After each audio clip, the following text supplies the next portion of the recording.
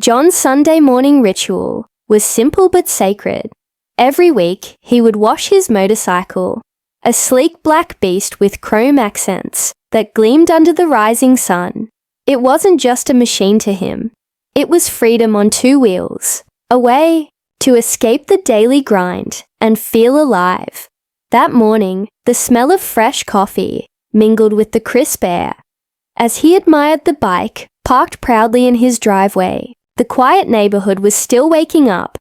Birds chirped softly, and the distant hum of a lawnmower echoed down the street. Then, his eye caught something unusual. A stark white envelope resting on the doorstep. Its edges sharp and official-looking. The seal bore the unmistakable emblem of the neighborhood's homeowners association. John frowned. He hadn't received anything like this before. He tore it open, his heartbeat quickening as he unfolded the letter inside. "Dear Mr. Anderson," it began. "This letter serves as a formal notice regarding a violation of the HOA's newly adopted vehicle appearance and parking policy." John's eyes scanned the rest. The letter demanded he remove his motorcycle from his driveway immediately, or face escalating fines and potential legal action. The reason?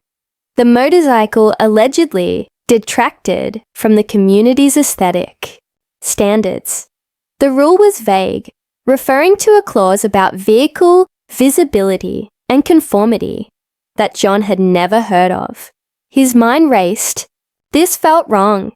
The board had never mentioned such a policy in any previous meetings or newsletters. Why now? Why target his motorcycle? He looked around his driveway, then across the street to other homes. Several neighbors had trucks, some even with campers or boats parked visibly. None had received a letter, and his motorcycle wasn't an eyesore. It was polished and neatly parked. Curiosity and suspicion gnawed at him. Was this just a bureaucratic mistake, or something more personal? John called his best friend, Mike, who lived a few houses down, and was also a motorcycle enthusiast. "Mike, did you get one of those letters?" John asked. "Nope, nothing." "You sure it's not a prank?" Mike replied skeptically. "I don't think so. It's official, and it's demanding I get rid of the bike." Mike paused. "Man, that's weird. You're not the only one with a bike around here." John decided he needed to dig deeper, but felt a strange unease creeping over him. Why had the HOA suddenly chosen to enforce this new rule with such a heavy hand? The silence from the HOA board was deafening.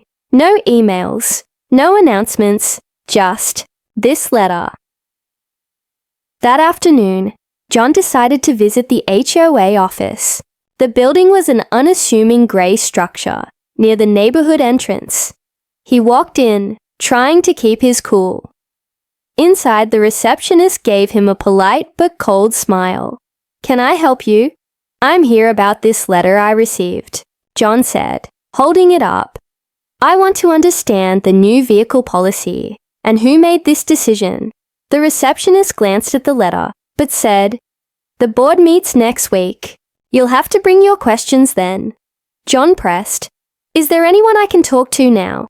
A manager or board member?" She shook her head. "Sorry, no one's available." As he turned to leave, John noticed a man in a suit slip into a back room quickly, eyes darting at him before closing the door. Something about the encounter felt off. Too secretive, too rushed. Walking back to his truck, John's mind spun with questions. Why the secrecy? Why the sudden enforcement of a rule no one else seemed aware of? That night, John sat on his porch, staring at his motorcycle covered with a tarp. The street was unusually quiet. Then, from the corner of his eye, he spotted a dark car slowly cruising by. Windows tinted so heavily he couldn't see inside. His pulse quickened. Was this a coincidence, or was someone watching him? John clenched his fists, a growing resolve settling in his chest. If the HOAs thought they could push him around, they were about to learn the neighborhood wasn't as silent as they believed. The next morning, John woke with a restless mind. The shadowy car from the night before haunted his thoughts. He wasn't just facing a bureaucratic headache. It felt like something darker was creeping into his quiet neighborhood. Determined to find answers, John took his motorcycle out for a slow ride around the block. He noticed a few neighbors already outside, tending gardens or walking dogs. With a hopeful glance, he approached Mr. Daniels, an older gentleman, known for his candid opinions. "Morning, Mr. Daniels," John greeted, trying to sound casual. "Have you heard anything about this new rule the HOA's pushing? The one about motorcycles?" Mr. Daniels paused, eyes narrowing. "You're not the only one who got that letter, John. But there's more going on than you realize." John's curiosity deepened. "What do you mean?" The older man leaned in slightly, voice low. "Last week, a few of us noticed strange vehicles. Unmarked vans, if you can believe it, circling the neighborhood late at night. No one knows who's inside, but it's unsettling. And some residents got emails warning them not to stir, trouble, or face consequences." John frowned. "Emails? I didn't get any. Most don't open them. They look official, but the messages are vague threats. It's like the HOA is trying to scare people into silence." Mr. Daniels looked around nervously. "Some neighbors are scared to say anything out loud." John's heart thumped. Was this really happening? Was the HOA using intimidation tactics? He remembered the man slipping into that back room at the HOA office. His gut told him this was no coincidence. He decided to stop by his friend Mike's house. Mike was working on his own motorcycle, and when John explained what he'd heard, Mike's face darkened. "I've been keeping quiet, but yeah, I saw those vans too, late at night, creeping past my window. I thought it was just my imagination." Mike shook his head. "I don't get why the HOA would go this far. What's their game?" John's eyes hardened. "Whatever it is, it's personal. They want to push us around, silence us." They agreed to quietly ask around the neighborhood, hoping to find others who felt the same but were too scared to speak. Over the next few days, John's porch became a quiet meeting point. Neighbors stopped by, under the guise of casual chats, but left with hushed voices and worried looks.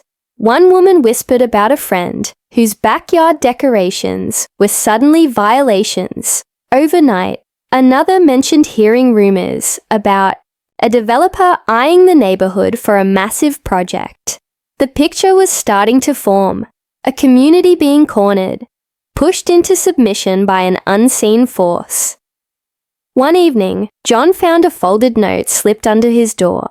His hands trembled as he unfolded it. "Stop digging, or you'll regret it." No signature, no explanation. John's blood ran cold. The message wasn't just a warning, it was a threat. That night, sleep eluded him. The neighborhood felt less like home and more like a cage. Yet beneath the fear, a stubborn spark grew in John. If the HOA and whoever was behind these tactics thought he'd back down, they were wrong. He resolved to uncover the truth, no matter what it took. As the moon hung low over the quiet streets, John stared out into the darkness, feeling eyes watching him from shadows. Just beyond the porch light's reach, the fight wasn't just about a motorcycle anymore. It was about standing up against a creeping silence that threatened to swallow them all. The days following the ominous note were the hardest yet for John. The tension in the neighborhood had become palpable, like a thick fog settling over familiar streets. Neighbors who once exchanged casual hellos now avoided eye contact, their voices dropping to hushed whispers when John passed by. But beneath the silence, something else was stirring, a quiet determination. John's small group of allies grew. They met in garages, basements, and even behind the local coffee shop, always watching their backs. Every meeting was shrouded in caution, and phones were kept on silent, and no digital records were made. During one late-night gathering at Mike's garage, the group finally shared what they'd uncovered. Sarah, a young mother with 2 kids, spoke first. "I've talked to a few people in the HOA office. They're pushing for a big change in the neighborhood, something about making it more appealing to new buyers. Motorcycles don't fit their plan." Tom, an older neighbor with a booming voice, nodded. "I've heard the same. There's a developer sniffing around, wants to buy out the whole block and turn it into high-end condos." John felt the pieces clicking together like a puzzle. The motorcycle ban wasn't just about aesthetics. It was about control, about pushing residents out and wiping away what made their neighborhood home. Then, Mike's face darkened. "I saw those vans again last night, parked near the community park. Guys in dark clothes, no badges. They're watching us, John. Not just the HOA." A chill ran down John's spine. This was no ordinary dispute. At that moment, a knock on the garage door startled the group. Everyone froze. John cautiously peeked through a window. A figure stood in the shadows, a man he didn't recognize. "John Anderson." The man asked softly. "I'm someone who wants to help." The group exchanged wary glances. Trust was scarce. The man introduced himself as Eric, a former HOA employee, recently resigned in protest. He carried information that could blow the entire scheme wide open. Inside, Eric revealed internal memos and emails showing the HOA board's collusion with the developer, plans to selectively enforce rules, and attempts to intimidate residents who resisted. The group listened in stunned silence. This was the proof they needed, but also the confirmation that their fight was dangerous. "We have to be smart," Eric warned. "If they know we're organized, they'll escalate." John's jaw tightened. "Then we won't give them the chance." The meeting ended with a plan to document every suspicious activity, gather community support, and prepare for the upcoming HOA meeting where the new rules would be voted on. As the group dispersed into the night, John walked to his porch and looked at his covered motorcycle. The stakes had grown far beyond what he'd imagined, but so had his resolve. This wasn't just about a bike anymore. It was about fighting for the soul of their neighborhood. And with the whole community starting to stand behind him, John knew they might just have a chance. The night of the HOA meeting arrived like a storm gathering on the horizon. The community center was packed beyond expectation. More neighbors showed up than ever before, filling every seat and spilling into the hallway. The tension in the air was electric, buzzing with anticipation and barely contained frustration. John stood near the back, flanked by Mike, Sarah, Tom, and Eric. His heart hammered. This was it. The moment the HOA board would face the neighborhood's growing resistance. The board president, Ms. Reynolds, began the meeting with her usual practice, calm, but her eyes flicked nervously around the room. She announced the agenda, the final vote on the vehicle appearance and parking policy, the very rule targeting John's motorcycle. When the floor opened for public comments, John stepped forward, his voice steady but resolute. "Good evening," he began, locking eyes with several board members. "I'm here not just as a motorcycle owner, but as a resident, concerned about the transparency and fairness of this board. The sudden enforcement of this vague policy feels less like protecting property values and more like an attempt to silence residents and push us out." Murmurs of agreement rippled through the crowd. John pulled out a folder, documents and photos collected by their secret alliance.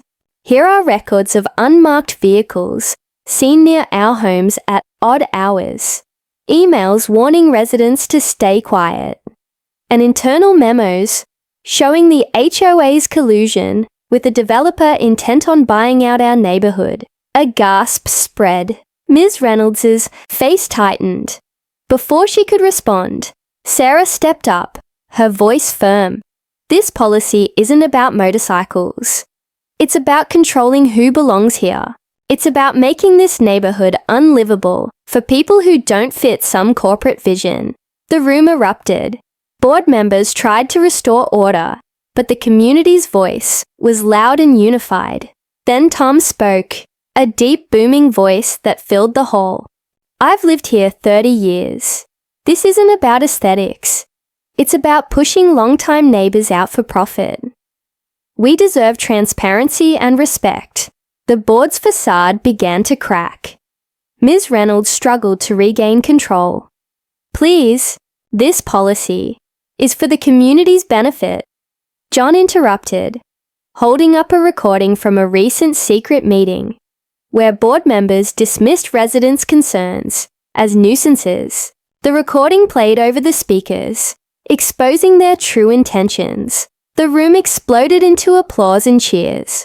The board members exchanged uncomfortable glances, the weight of their deception laid bare. Then, in a move that shocked everyone, one of the board members, Mr. Carlton, stood up and publicly resigned, condemning the board's tactics. The tension shifted. The remaining board members were on the defensive, their authority crumbling. After hours of heated debate and passionate pleas, the vote was cast. The motorcycle ban was defeated by a wide margin. John felt a surge of relief, but more importantly, a sense of victory for the entire neighborhood. As the meeting adjourned, neighbors crowded around John, slapping his back, shaking his hand, their faces alight with renewed hope. But just as John was about to leave, a chilling whisper reached his ear. "Enjoy your win while it lasts." He turned, but no one was there. A cold shiver ran down his spine. The fight wasn't over. The victory at the HOA meeting felt like a breath of fresh air for John and the neighborhood. For a few days, the atmosphere lightened. Motorcycles revved freely in driveways. Neighbors chatted more openly, and the oppressive shadow of the HOAs and silence seemed to lift. But John couldn't shake the feeling that the calm was only temporary. One afternoon, as John was working on his bike, his phone buzzed with an unknown number. Hesitating only a moment, he answered. "John Anderson." A low voice asked, "This is Eric. I have something you need to see." John's heart skipped. Eric, the former HOA insider, rarely reached out without cause. "Meet me at the park. 5 minutes," Eric instructed before hanging up. John arrived to find Eric pacing nervously beneath a towering oak, clutching a thick manila envelope. "I've been digging deeper," Eric said in a hushed tone, eyes darting around. "What I found confirms what we feared. And then some." Eric slid the envelope across the bench. Inside were documents, contracts, and emails, revealing a secret agreement between the HOA board and a powerful real estate developer. The developer planned to buy the neighborhood, demolish many homes, and build upscale condos and townhouses aimed at wealthy buyers. The motorcycle ban, just a small piece of the puzzle. Motorcycles were seen as undesirable in marketing materials, something that could scare off potential buyers. John's stomach churned. "They're trying to push us out little by little," Eric nodded, grimly. "And they're escalating. The board's been quietly raising fees, selectively enforcing rules, to make life uncomfortable for residents who won't sell." John clenched his fists. The fight had shifted from protecting his bike to saving the entire neighborhood. "What can we do?" John asked. "We expose them. The community has to know the truth," Eric replied. "But we have to be careful. They're watching us closer now." John's mind raced. They needed a plan, something bold enough to break the developer's grip and rally every resident to stand firm. That night, John and his core group gathered in Mike's garage. They pored over Eric's documents, plotting how to bring the story to light without tipping their hand too soon. "We'll start by organizing an information session," John said. "Invite everyone, show them the truth, and prepare them for what's coming," Sarah added. "And we document everything. Any new violations, any suspicious activity. We'll build a record they can't ignore." Tom, always practical, warned, "We need legal advice. If this turns into a full-blown battle, we'll need a lawyer ready." The room buzzed with determination, but also an undercurrent of fear. They all knew the stakes were higher now. Over the next few days, the group worked quietly, but relentlessly. Flyers went up on community boards. Invitations were slipped under doors. And John personally spoke to neighbors, many of whom had been reluctant to get involved until now. The day of the information session arrived, and the local community center was packed once again. John presented the evidence, walking the room through the hidden agenda, piece by piece, faces hardened with shock and anger. As the truth sank in, "This isn't just about a motorcycle," John said, voice rising over the murmurs. "It's about our homes, our lives, and our future." When he finished, the crowd erupted in applause, ready to fight back stronger than ever. But as John stepped outside, a black SUV idled by the curb, its windows dark and impenetrable. The driver's face was hidden, but the message was clear. The developer wasn't giving up. Not yet. John's jaw tightened. The battle for their neighborhood was just beginning. The days after the information session felt like walking on a knife's edge. The neighborhood had awakened, alive with purpose and unity, but the sense of being watched grew heavier. John's phone buzzed constantly. Calls from neighbors reporting strange noises, suspicious vehicles, even unmarked vans parked at odd hours. Some residents reported vandalism, graffiti on mailboxes, a shattered porch light here and there. It was subtle, but unmistakably meant to intimidate. One evening, John pulled into his driveway to find the tarp covering his motorcycle slashed, the bike's paint scratched deeply. A note pinned under the handlebar sent a cold shiver down his spine. "This is just the beginning." His hands trembled, not with fear, but with anger. John called Mike and Sarah, and they quickly convened at his house. The group was growing, but so was the pressure. "We need security cameras," Sarah said firmly.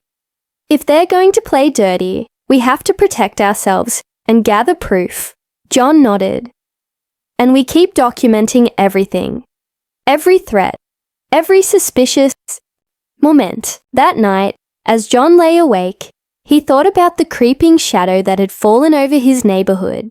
What began as a quiet attempt to ban his motorcycle had evolved into a full-blown battle against powerful forces, seeking to uproot the community. The HOA board, once a faceless bureaucracy, now felt like an enemy entrenched behind closed doors. John's thoughts were interrupted by a loud crash from outside. Grabbing a flashlight, he rushed out to find the neighborhood park's community sign had been torn from its posts and tossed into the bushes. Neighbors soon gathered, their faces lit by streetlights, and their expressions a mix of fear and defiance.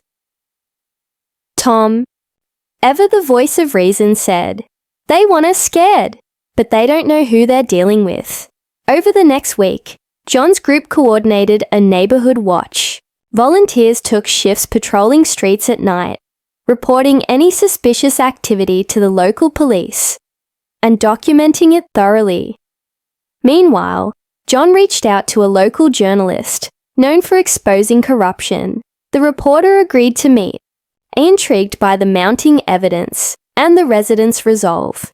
The tension was a powder keg, and John knew the next move could set off an explosion.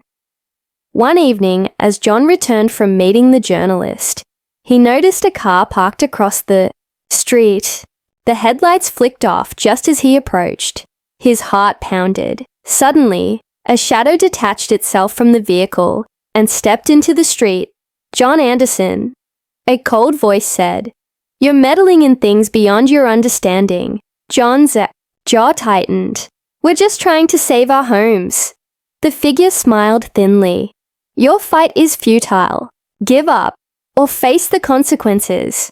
John stood his ground. "Not a chance." As the shadow melted back into the night, John realized this wasn't just about motorcycles or property values anymore. It was about standing up against an unseen force determined to crush their community spirit. The whole neighborhood was watching and waiting, and John knew the next chapter of their fight would be the hardest yet. The warning in the street lingered in John's mind like a dark cloud. His resolve hardened, but the stakes were clearer than ever. The fight wasn't just legal or bureaucratic anymore. It was personal. That weekend, the neighborhood buzzed with quiet preparation. The local reporter's story was set to publish, and every resident was ready to stand united. John's team worked tirelessly, helping neighbors install security cameras and distributing flyers with details about the hidden agenda. The sense of community had never been stronger. But just days before the article was due to run, John received a disturbing call from Sarah. "John, something's wrong." The HOA sent out a letter warning some of our biggest supporters to reconsider their stance. "And Mike's house. It was broken into last night. Nothing stolen, but it's a clear message." John's stomach twisted. The intimidation was escalating, trying to fracture their unity. Determined not to let fear win, John and his allies organized a community rally in the local park, their chance to show the developer and HOA that the neighborhood wouldn't back down. The night of the rally, hundreds gathered under string lights, faces illuminated by the glow of determination. John spoke to the crowd, voice steady and strong. "We've uncovered the truth. We know what they're trying to do, but we are stronger together. This neighborhood is our home, and we will fight for it." Cheers erupted. Then the reporter stepped forward, handing out copies of the explosive article, detailing the secret deals, intimidation tactics, and the developers' plans to buy and demolish homes. The crowd read in stunned silence before breaking into applause. The story was a game changer. Within hours, the article spread through social media and local news, drawing attention and support from beyond the neighborhood. But just as hope surged, a sudden blackout plunged the park into darkness. Gasps and murmurs spread. Emergency lights flickered on, but the message was clear. Whoever wanted to silence them was still watching, still willing to strike. John felt a hand on his shoulder. It was Eric. They're rattled. "This blackout, a warning. But we're making waves. They can't ignore us anymore." The rally resumed, voices louder in the dark. Days later, legal representatives for the neighborhood arrived with a cease and desist letter for the HOA and the developer, demanding they halt all plans until a full investigation could be conducted. The tide was turning, but late one night, as John reviewed plans and documents, his phone buzzed with an encrypted message. "You think this is over? Wait until you see what's coming." A chill ran down his spine. The final battle was approaching, and the neighborhood's fate hung in the balance. The days after the blackout were tense. Every knock at the door, every unfamiliar car in the driveway set John's nerves on edge. The threats were no longer subtle, but the neighborhood's unity had never been stronger. Legal pressure was mounting. The local news had picked up the story, and city officials had begun asking questions about the HOA's secret dealings. Yet John knew the battle was far from over. Then, one morning, an unexpected visitor arrived. It was Ms. Reynolds, the HOA board president, the very woman who had pushed the motorcycle ban and hidden the developer's plans. But now, her demeanor was different, uneasy and almost pleading. "I've come to talk," she said quietly, glancing nervously around John's porch. John invited her inside, wary but curious. Ms. Reynolds revealed a stunning secret. She had been coerced and threatened by the developer's representatives. The board was deeply divided, and some members had been bought off, but she had resisted quietly, fearing for her family. "I want out of this," she confessed. "I want to help you expose the truth fully." John's eyes narrowed. Could he trust her? But Eric, who had been listening silently, nodded slightly. "This could be the break we need," Eric said. Together, they crafted a new plan.